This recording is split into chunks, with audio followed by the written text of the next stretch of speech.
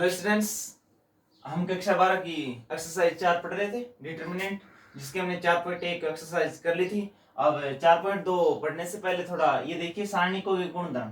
हम सारणिकों के गुणधर्म पढ़ेंगे पहले। तो सारणिकों के गुणधर्म देखिए क्या है। यदि किसी सारणिक की पंक्तियों को स्तंभों में तथा स्तंभों को पंक्तियों में परस्पर विनिमय कर दिया जाए तो सारणिक के मान में कोई परिवर्तन नहीं होता है। यानी अगर कोई सारणिक है, मान लो ये कोई सारणिक दे रखी है, डेल बराबर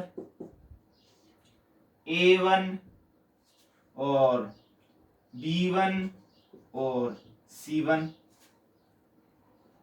A2 B2 C2, A3 B3 C3। अब इसमें क्या कह रहा है, अगर हम क्या कर दें, सारणी को पंक्तियों और स्तंभों को पंक्तियों पर बदल दिया जाए तो सारणी के मान में कोई परिवर्तन नहीं होगा। यानी इसका मान निकालेंगे, या फिर अगर हम इसको पंक्तियों में स्तंभों में बदल दें, यानी A1 B1 C1 A2 B2 C2 और A3 B3 और C3, यानी पंक्तियों और स्तंभों में बदलने पर परस्पर विनिमय करने से इसके मान में कोई भी परिवर्तन नहीं होगा। ठीक है। इसके बाद में 2 नंबर जो गुणधर्म है वो ये है, 2 नंबर गुणधर्म, यदि किसी सारणी की किन्हीं 2 आसन पंक्तियों या स्तंभों को परस्पर विनिमय कर दिया जाए तो सारणी का चिन्ह बदल जाता है। जैसे मान लो ये कोई सारणिक है, मान लो डेल बराबर ये सारणिक दिया हुआ है A1 B1 C1 A2 B2 C2 A3 B3 और C3। अब मान लो यदि हम इसमें क्या करें, 2 पंक्तियों या 2 स्तंभों को आपस में बदल दें। मान लो यहां पर हमने ये कर दिया, A2 ऊपर लिख दिया B2 और C2, यहां पर लिख दिया A1 B1 और C1, और यहां लिख दिया A3 B3 और C3। अब देखो क्या किया हमने यहां पर पहली पंक्ति को किससे बदल दिया, दूसरी पंक्ति से। पहली पंक्ति को दूसरी पंक्ति में चेंज किया। मैंने क्या कहा, इसमें दूसरे गुणधर्म में क्या दे रखा है, चाहे 2 आसन पंक्तियों को बदलो या 2 स्तंभों को बदलो तो सारणिक का चिन्ह क्या हो जाएगा, बदल जाएगा। तो यहाँ पर अगर मान निकालेंगे तो मान कैसा आएगा, ऋणात्मक, यानी चिन्ह चेंज हो जाएगा। ठीक है ना। तो अगर हम क्या करें, पंक्तियों या स्तंभ, 2 पंक्तियों या 2 स्तंभों को आपस में परस्पर विनिमय करें तो चिन्ह क्या होगा, बदल जाएगा। ठीक है। इसके बाद में 3 नंबर देखिए,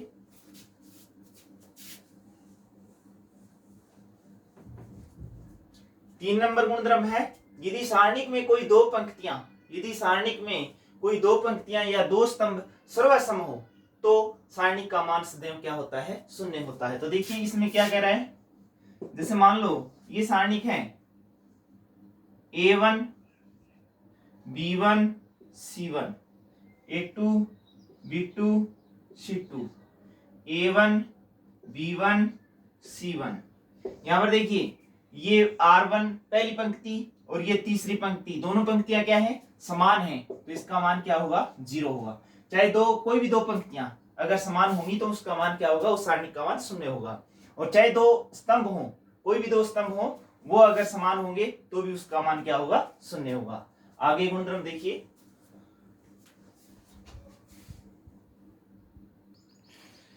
4 नंबर गुणधर्म देखिए, यदि सारणी की किसी पंक्ति अथवा स्तंभ के प्रत्येक अवयव को अक्षर के से गुणा कर दिया जाए तो सारणिक में उस संख्या से क्या हो जाता है, गुणा हो जाता है।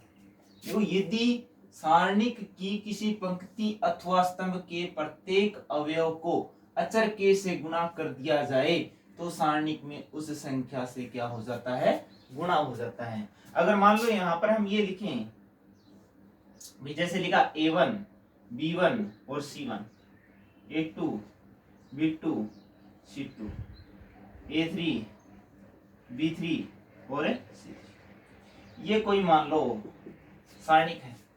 अब इस गुणधर्म में क्या कहा है, अगर किसी पंक्ति या स्तंभ को किसी भी अचर संख्या के से, यानी 2 3 4 5 किसी से भी गुणा करें, अचर संख्या से गुणा करें। मान लो हमने इसको यहां से गुणा किया, प्रथम पंक्ति को कर दिया के से,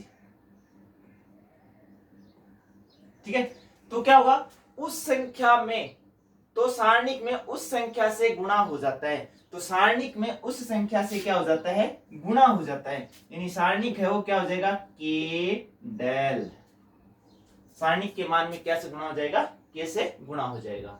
ठीक है। इसके बाद में देखिए अगला। अब इसमें एक चीज ध्यान रहे, अगर हम किसी पंक्ति को किसी अचर संख्या से गुणा कराएं, उसके मान में परिवर्तन ना हो, इसलिए हमें उस अचर संख्या का उस सारणिक में क्या देना होता है, भाग देना होता है। चाहे पंक्ति को किसी अचर संख्या से गुणा करो या किसी स्तंभ को अचर संख्या से गुणा कराएं, तो उस सारणिक में कोई परिवर्तन ना हो, इसलिए हम उस अचर संख्या का उस सारणिक में क्या दिया जाता है, भाग दिया जाता है। 5 नंबर देखिए,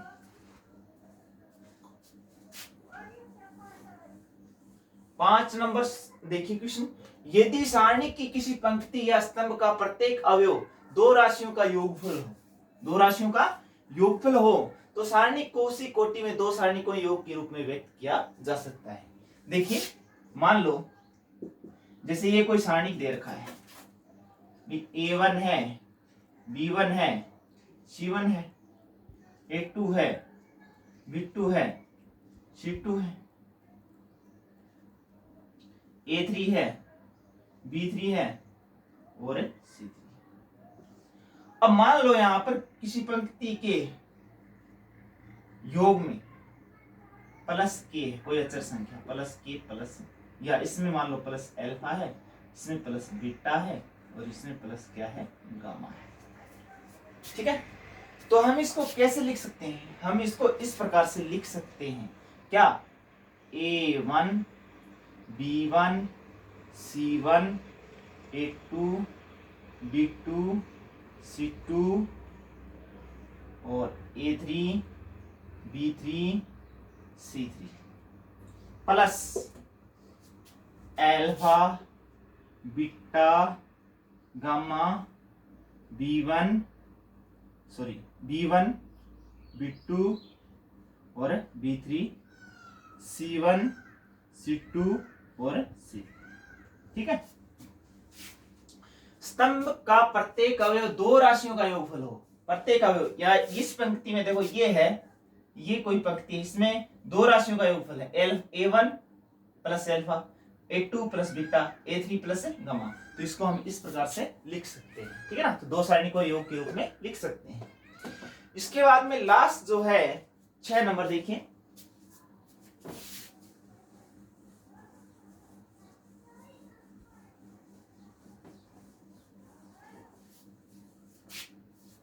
यदि सारणी की दो पंक्ति या दो स्तंभ के अवयव एक दूसरे के संगत समानुपाती हों, तो सारणी का मान क्या होता है, शून्य होता है।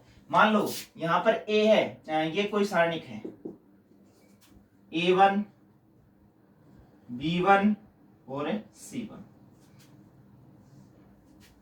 और यहां पर है A2 B2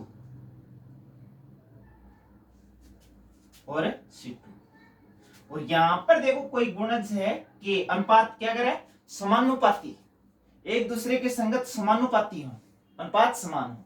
तो देखिए यहां मान लो ये है KA1 KB1 और ये है KC1, तो इनका अनुपात समान है, A1 KA1 का, B1 KB1 का, C1 KC1 का, यानी इनका अगर अनुपात निकालें तो क्या है, समानुपाती है। ठीक है ना। तो अगर समान अनुपात में हो, चाहे दो पंक्तियां हो चाहे दो स्तंभ हो, तो उस सारणी का मान हमेशा क्या होगा भैया, शून्य होगा। अब लगभग महत्वपूर्ण जो हमने गुणधर्म थे वो सारणी को गुणधर्म पढ़ लिए हैं। अब हम एक्सरसाइज स्टार्ट करेंगे 4.2।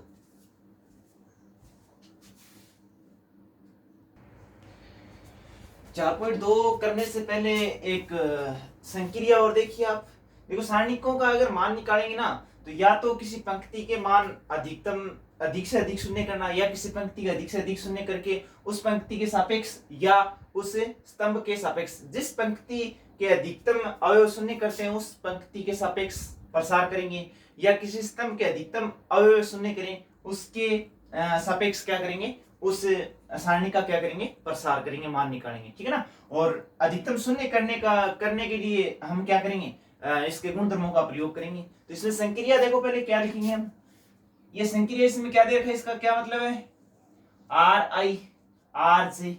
इसका मतलब है कि भैया अगर ये लिखे हम आई वी पंक्ति को जेवी पंक्ति से परिवर्तन करें, आई वी पंक्ति को जेवी पंक्ति से क्या करें, परिवर्तन। जैसे मान लो R1 के स्थान पर क्या लिख दिया R3, R3 के स्थान पर क्या लिख दिया R1, चेंज कर दें तो ये संक्रिया लिखेंगे हम। और यदि स्तंभों में परिवर्तन करें, आई व स्तंभ और जेवी स्तंभ से परिवर्तित करें तो ये लिखेंगे, ठीक है ना। इसके बाद में अगर आई वी पंक्ति है और जेवी आई वी पंक्ति को किससे गुणा किया जाए, के से, पंक्ति को के से गुणा करें, किसी पंक्ति को के से गुणा करें तो हम ये संक्रिया लिखेंगे, ठीक है ना। इसके बाद में यदि किसी स्तंभ को किसी भी अचर संख्या के से गुणा करें तो हम ये संक्रिया लिखेंगे। और अगर इसका मतलब है अगर आई वी पंक्ति के अंदर जेवी पंक्ति को के से गुणा करके जोड़ना, आई वी पंक्ति के अंदर जेवी पंक्ति को के से गुणा करके जोड़ना, इसका मतलब ये है। और इसका मतलब क्या होगा, आई वी पंक्ति है इसमें परिवर्तन, तो इसमें क्या करोगे, यहाँ पर आई वी पंक्ति है इसमें से घटा रहे हैं कौन से, आई वे स्तंभ में से जेव स्तंभ को के से विभाजित करके क्या कर रहे हैं, घटा रहे हैं, ठीक है ना। तो ये संक्रिया है, ये काम में लेंगे हम इसमें। अब देखिए एक्सरसाइज 4.2, तो 1 नंबर क्वेश्चन देखिए, यदि सारणिक है LM 2 3 बराबर 0 हो तो L अनुपात क्या ज्ञात करो, M ज्ञात करो। तो देखो कैसे करेंगे, एकदम सरल है भैया। तो हम इसका प्रसार कर देते हैं सीधे। तो यहाँ पर अगर प्रसार करें तो देखो L को 3 से गुणा किया कितना आया, 3L, माइनस 2 को M से गुणा किया कितना आया, 2M बराबर कितना आ गया, 0, ठीक है। इसके बाद में यहाँ पर क्या है, अगर हम इसको इधर ले जाएं पक्षांतरण करने पर 3L बराबर क्या आ गया, 2M आ गया। हमें निकालना है L अनुपात M।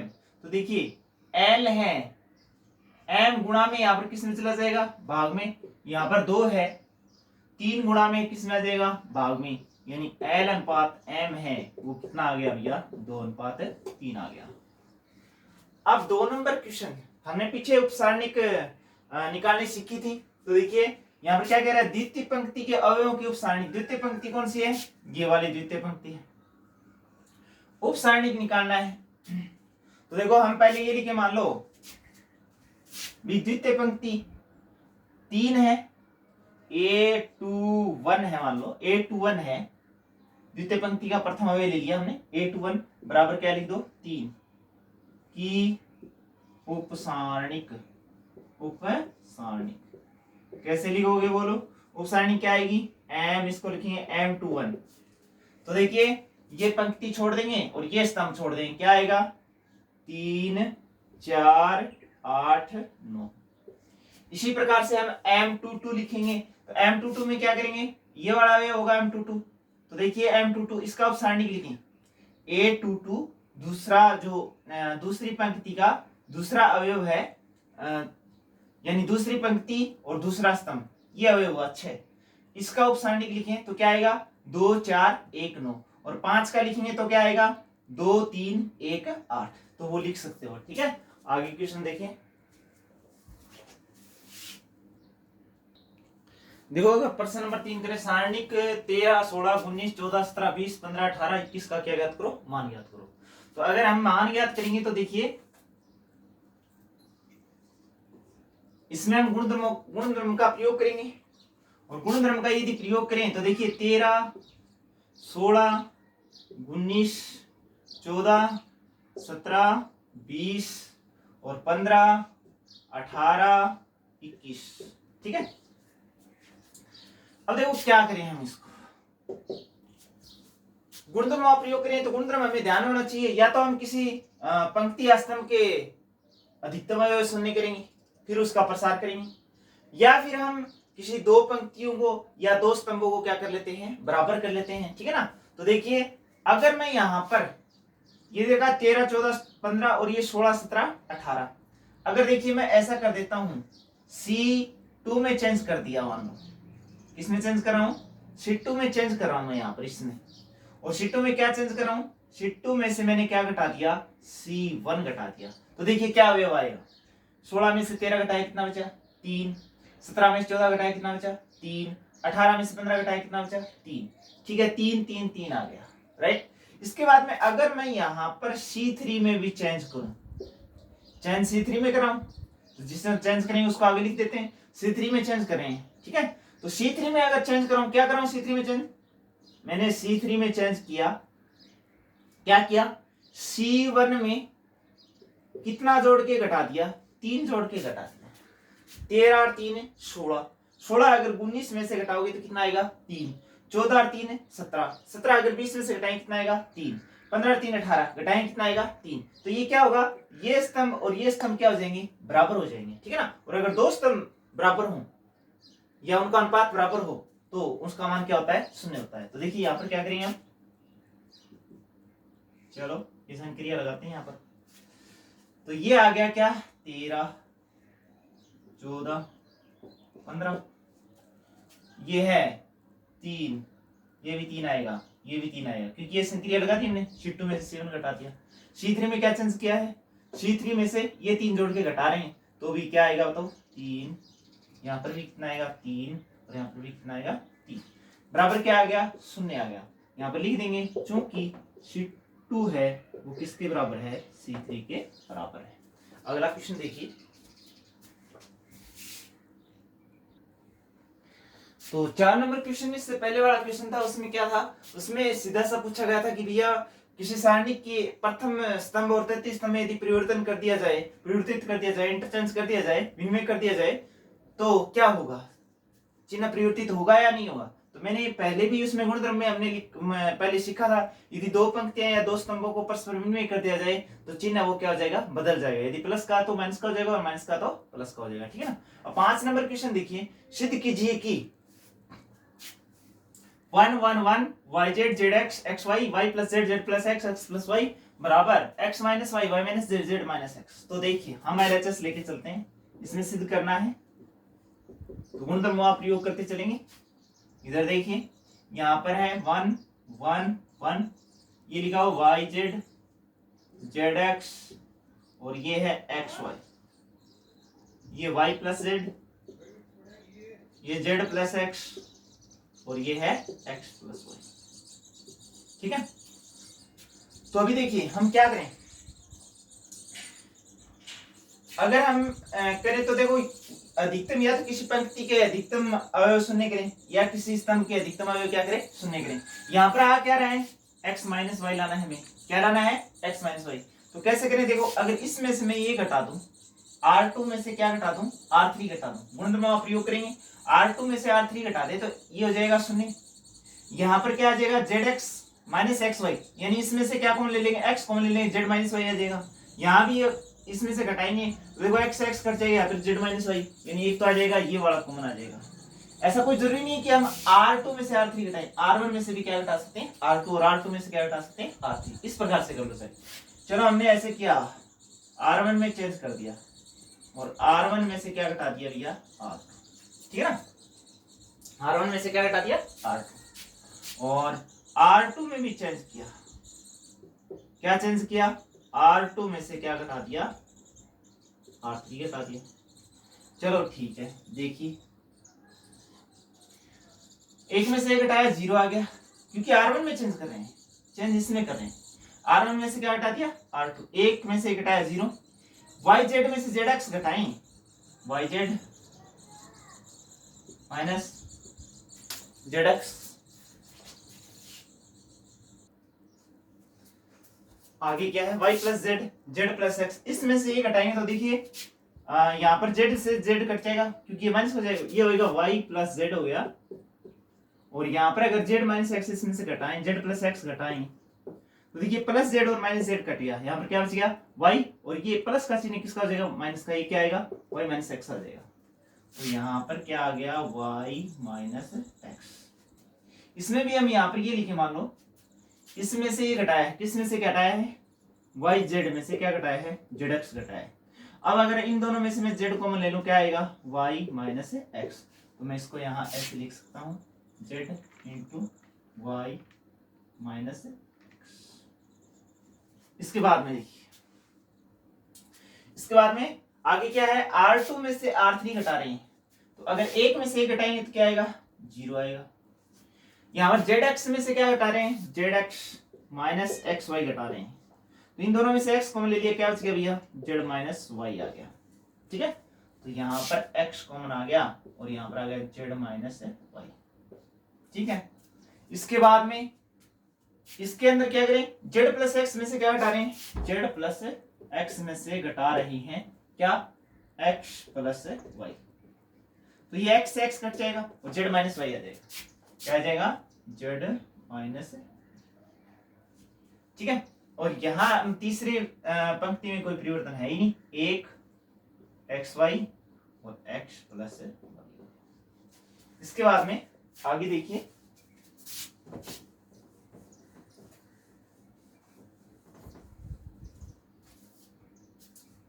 अब मैं ऐसा करता हूं, यहां पर y माइनस एक्स पहली पंक्ति में से y माइनस एक्स क्या ले लेता हूं, कॉमन ले लेता हूं। ठीक है ना, उभयनिष्ठ ले लेते हैं। हम लिखेंगे R1 में से क्या, y माइनस एक्स तथा R2 में से z minus Y, Z minus Y, Z minus Y, Z minus Y उभयनिष्ठ लेने पर, उभयनिष्ठ लेने पर। अगर उभयनिष्ठ लेंगे तो देखिए क्या करेंगे, उभयनिष्ठ का मतलब कॉमन है, तो इसमें भाग देंगे, इसमें भाग देंगे, इसमें भाग देंगे भाई। उभयनिष्ठ का मतलब कॉमन लेने का मतलब क्या होगा, प्रत्येक में भाग देंगे, यहाँ पर पंक्ति के प्रत्येक अवयव में 0 भाग देंगे तो 0 आएगा ये तो। और जो उभयनिष्ठ कॉमन लिया हुआ आगे लिखिए, क्या कॉमन लिया हमने, हमने लिया है y माइनस एक्स और z माइनस वाई। ठीक है, अंदर क्या बच गया, यहां पर बच गया 0, यहां पर y माइनस एक्स कॉमन लिया, यहां पर बचा z, और यहां पर y माइनस एक्स कॉमन लिया, कितना बचा है, 1। इसके बाद में 0, यहां पर बचा x, यहां पर भी बचा 1, और यहां पर है 1, यहां पर है एक्स वाई और यहां पर है x प्लस। अब देखिए यहां पर प्रथम स्तंभ में 2 अवयव शून्य हैं, तो हम किसके संगत प्रसार करेंगे, सापेक्ष प्रसार करें, C1 के सापेक्ष प्रसार करने पर।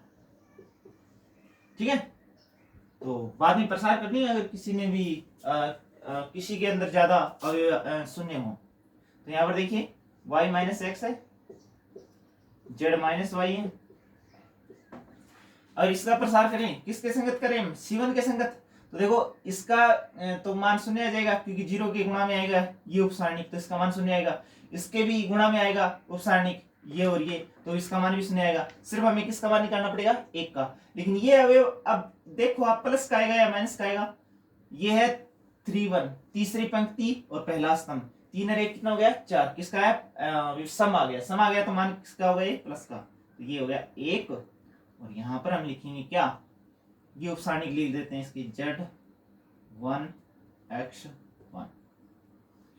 तो यहां पर क्या आया, ये आ गया y minus X Z minus Y, और इसका प्रसार कर देते हैं, तो इसको इससे गुणा किया, इसको इससे गुणा किया, क्या गया, z माइनस एक्स। अभी लेके क्या आना है, अपने को लेके आना है x माइनस वाई। देखो अगर मैं इसमें से माइनस कॉमन लेता हूं तो आगे माइनस आ गया और ये आ गया x माइनस वाई। इसमें से अगर मैं कॉमन लेता हूं, क्या माइनस कॉमन लेता हूं, तो ये आ जाएगा y minus Z, minus minus क्या होगा, प्लस, और अगला क्या है, z माइनस एक्स। तो LHS से लेके चले थे और हमने क्या निकाल दिया, RHS निकाल दिया। ठीक है, अगला क्वेश्चन देखिए, 6 नंबर क्वेश्चन है, सारणिक 0 b square a c square a square b 0 c square b a square c b square c 0 का मान ज्ञात करो। तो देखो एकदम सरल है, यहां पर हम ये लेके चलते हैं 0 a square b a square c b square a 0 b square c, यहां है c square a c square b 0। ठीक है, अब देखो हम क्या करें, का मान ज्ञात करना है तो अधिकतम शून्य कर लेते हैं, या फिर कुछ कॉमन आ रहा है तो पहले कॉमन ले लेते हैं। तो इसमें देखिए R1 के अंदर R1 में क्या है, R1 में a स्क्वायर, R2 में b स्क्वायर,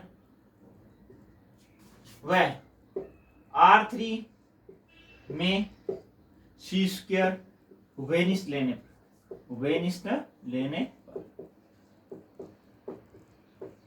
अब देखो इसमें से स्क्वायर उभयनिष्ठ ले सकते हैं, हम कॉमन ले लेंगे। तो देखो इसमें से आ जाएगा, इसमें b स्क्वायर आ जाएगा, इसमें से स्क्वायर आ जाएगा, क्या आएगा देखो।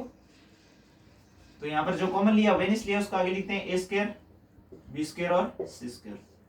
यहाँ पर क्या आएगा 0, यहाँ पर आ गया b, यहाँ पर आ गया c, ये आ गया a, यहाँ पर 0, ये c, और ये आ गया a, ये आ गया b, और ये आ गया 0 b c, 0 b और c, और यहाँ a 0 c, और ये लिख दिया a b 0, क्योंकि इसमें से स्क्वायर कौन आ गया, इसमें b स्क्वायर आ गया, इसमें स्क्वायर कौन आ गया। ठीक है, इसके बाद में देखो इसका क्या कर देते हैं, प्रसार कर देते हैं, क्योंकि R1 के संगत कर दो या R2 के, इसमें शून्य शून्य अधिकतर, तो इसमें कर दो आप R1 के सापेक्ष प्रसार करने पर। अगर प्रसार करें तो देखिए a square b square c square, यहां पर देखो अगर 0 है, चलो 0 को सारणिक इससे गुणा करें तो 0 ही आएगा। अब इसका ये अवयव लेते हैं, तो ये देखो ये a11 है, ये a12 है, पहली पंक्ति दूसरा स्तंभ, तो a12 वो क्या है, विषम आ रहा है, तो क्या आएगा माइनस का आएगा, हम क्या लिखेंगे माइनस a, और इसका उपसारणिक लिखेंगे। चलो ये गया ये पंक्ति गई और ये स्तंभ गया BBC0, BBC0। इसके बाद में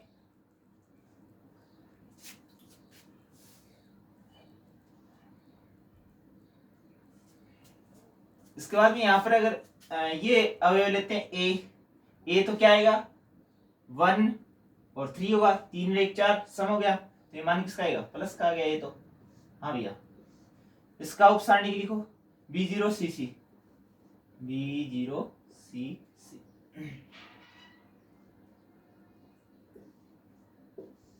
देखिए अब इसको सॉल्व करें, a स्क्वायर है, b स्क्वायर है, c स्क्वायर है, चलो ठीक है, माइनस a है, इसके गुणा में क्या आएगा, b को 0 से किया 0 और c को b से किया bc, किसका आएगा माइनस का bc आएगा, बीच में चिन्ह किसका प्लस का a, इसको b को c से किया bc और c को 0 से किया माइनस 0, लिखो या ना लिखो, तो यहाँ पर क्या आ जाएगा a square b square c square, ये आ गया माइनस abc और ये आ गया प्लस abc। तो यहाँ पर देखिए a square b square c square, ये माइनस abc प्लस abc कितना आ गया 0 आ गया, अगर 0 से गुणा करें तो क्या आएगा 0 आएगा। ठीक है, और आगे क्वेश्चन अगले वीडियो में पूरा करते हैं।